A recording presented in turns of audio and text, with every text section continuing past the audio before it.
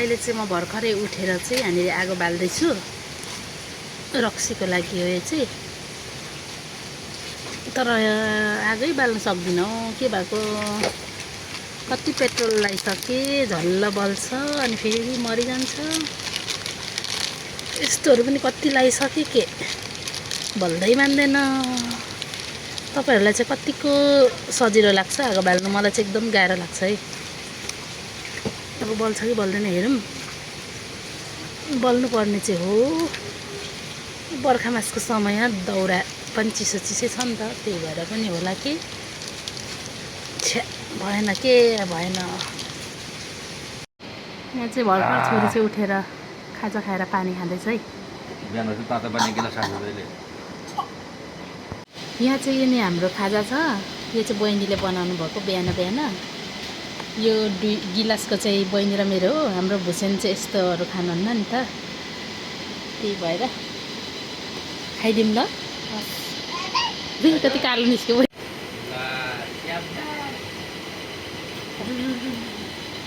अब चाहिँ उहाँ पनि बहिनी पनि खाएर घर निस्किनु लाग्नु भएको छ नि त, त्यही भएर हतार गर्नुहुँदैछ नि। आनन्द आएर त बसेको होला त। यहाँ चाहिँ नानीको कपाल काट्दैछ है। नानी चाहिँ रुँदैछ। उसले पनि नाइ भन्दैछ, नाइ अरे। ऊ हाम्रो सोनाबुङसँगैको नानी हो नि उता। ल ल ल तिमीलाई गरेको होइन क्या।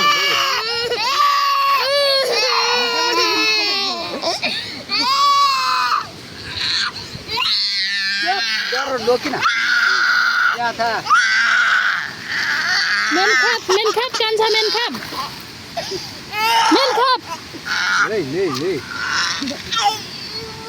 केही हुँदैन के, कपाल हो नि त। नकराउनुहोस् नकराउनुहोस्। सोनाबुङ पनि रुनु खोज्छ हौ अरू रुको देख्दा त। ल ल ल दोहोरो छेपेको नानी।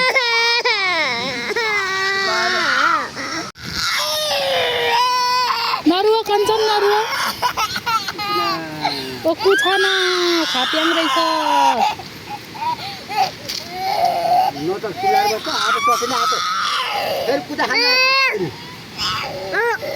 नो भन नो नो दादा नरुनुहोस् न।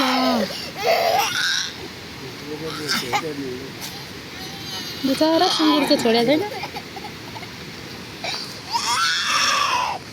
अनि यहाँ बहिनी चाहिँ अब घर जानु हुँदैछ है। घरमा नि धेरै कामहरू छ नि त, त्यही भएर। नि हेर त बरु भाइ रुएन रहेछ है अलिक त नि।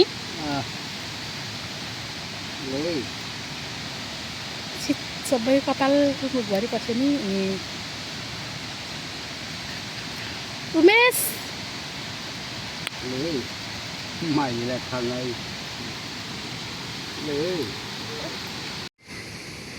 लु घेरा घेरा काट्दैछ। कस्तो लाग्यो कपाल काटेर? नामो भोले त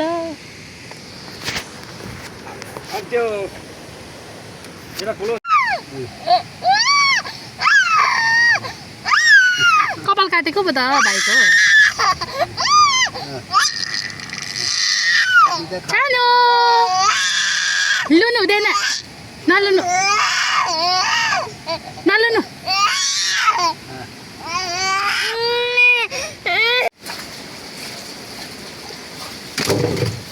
हेरिन्जेलको सम्झना छुटेपछि तिर्सना जिन्दा। ओहे ओहे ओहे आगो बलेन हौ। तिहार्ने होला के आगै बल्दैन। कहाँ पर्छु। म मकै थोरै यहाँ बनाउँदैछु। बनाउँदै भन्दा नि बनाउने त खासै रहेनछ, सबै कुहिएको गाँठो गुठीहरू रहेछ। यति चाहिँ उयो के भन्छ पिरा बुन्नु सिक्नुको लागि यति चाहिँ राखेको छु। खेतला हुनुहुन्छ है भाइ। दाउरा तिर्ने मासतिर हलो जोत्ने बादी खेतला छ।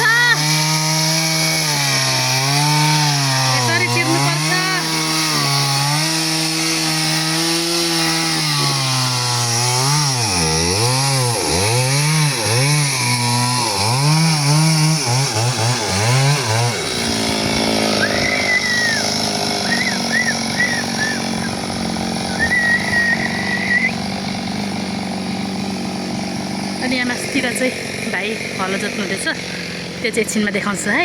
ल यो कुच्चे छ आज मेरो साथी, मेरो डोको यहाँनिर छ, सिस्नु टिप्ने एकछिनमा। अनि यहाँ चाहिँ छ कोदोको बिउ, यो चाहिँ अस्ति थोरै गोडेको राति त होइन, बेलुका भएको थियो नि त। गम्बुट लाएर त होला जस्तो छैन, किनकि यो छ है गोड्नुपर्ने। यस्तो छ हौ, झारै झार्छ छ्या, कति बाक्लो छरेको रहेछ। कान्छा हो त्यसरी झापाती उ गर्नु हुँदैन ल, हो त्यहाँ बस न, बस ऊ यहाँ बस ल, हो त्यहाँ ढुक्क बस्ने, चकचक नगर्ने ल। आज पनि म चाहिँ सिस्नु टिप्न आइरहेको छु, मेरो त डेली काम हो सिस्नु टिप्ने। फेरि हातमा पन्दा लाग्यो, बोक्यो अनि टक्क सिस्नु टिपिदिने है। आज चाहिँ सोचिरहेको छु कि म यो खोला उकालो जाम भनेर, भयो भने 2 डोको टिप्ने, 1 डोको छोडिराख्नु पऱ्यो, 1 डोको लानु पऱ्यो। अनि होइन भने चाहिँ अब घरमा नि काम छ नि त, त्यही भएर 1 डोको मात्रै टिप्छु। कुटिनहरू सबै सिस्नु नै हो, तर मैले हाततिर त हिजो नि टिपेको, आज चाहिँ मास्तिरै जानु पऱ्यो। म चाहिँ यहाँ आइसकेको छु होइन। अनि खासै धेरै सिस्नु त रहेन छ हौ यता त, मान्छे पनि खासै नहिँडेको रहेछ, बाटै छैन रहेछ त्यहाँदेखि परतिर। अब खोला जानु सकिँदैन हो, त्यहाँनिर ठुलो दह छ नि त, त्यही भएर यतापट्टिबाट छिर्ने ठाउँ चाहिँ छ है, तर मान्छे हिँडेको छैन भने चाहिँ अलिकति गाह्रै हुन्छ हिँड्नलाई। त्यही भएर म पनि अब त्यस्तो खरो दह्रो मान्छे परिनँ, सकेको ठाउँबाट निकाल्दै जानु पर्यो हौ। यो चाहिँ बल्ल भारी यतिको हुँदैछ, अब यिनीहरू काट्नु पऱ्यो अलिकति। यता हो खास जाने बाटो चाहिँ, तर अहिले मान्छे नहिँडेर चाहिँ बाटै रहेनछ हो। अब यो बाटो चाहिँ जानु सकिँदैन फेरि खोला चाहिँ। अब भन्नुहुन्छ भने चाहिँ फेरि पानी पनि परिगयो, पानी पनि पर्यो, तर मसँग छ। अनि यो गाउँघरमा चाहिँ हुन्छ नि अब यो तरकारीहरू, तर सिजन अनुसार। अनि यो दाउरा, घाँस, चारोहरूको चाहिँ अभाव हुँदैन है, पानीहरूको चाहिँ अभाव हुँदैन। अब यहाँनिर खोजौँ भने कति धेरै अहिले अब यो निगुरेको सिजन छ, कति छ निगुरेहरू, तर अब यो दिनै खानेकुरा पनि हुँदैन। अनि अर्को कुरा भनेको अब बेचौँ भने कस्तै पो बेच्नु होइन, गाउँमा त आफै टिपी खाइहालिन्छ सबैले, अब तलतिरै लानुपर्छ। त्यही पनि अब कता हो के हो मेलो मेसो थाहा छैन है। जस यसो मेहनत गरियो भने चाहिँ गाउँमा अब हावापानी पनि धेरै राम्रो छ होइन। अहिले तलतिर कति गर्मी छ नि त, अब यहाँ भने चाहिँ जस मजाले तातो नै लुगा लाएर हिँड्न सकिरहेको छौँ। शीतल छ, धेरै शीतल छ तलतिर भन्दा। मैले चाहिँ छाता के अरे ओढ्ने लिएर आएको छु, पुरा पानी पर्दैछ हौ, के गर्नु, काट्दैछु है यस्तैमा भए पनि।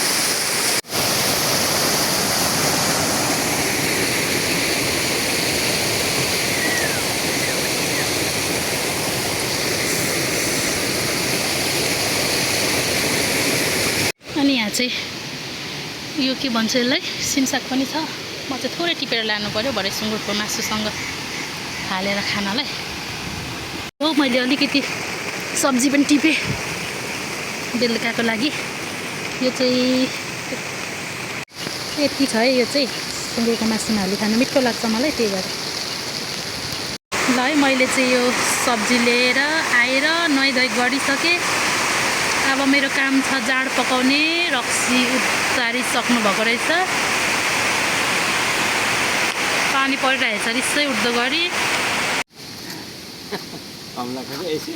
खै कराउ न दादा भन त, यत्रो धेरै चाहिँ कराउँदैन हो।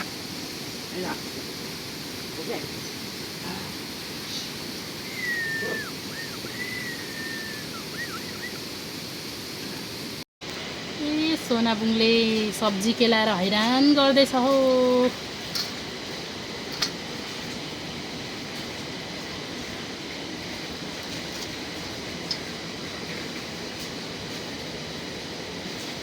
सब्जी केलाउँछ है, हैरान। कति काम गरेको, कति कामकारी छोरी त खै।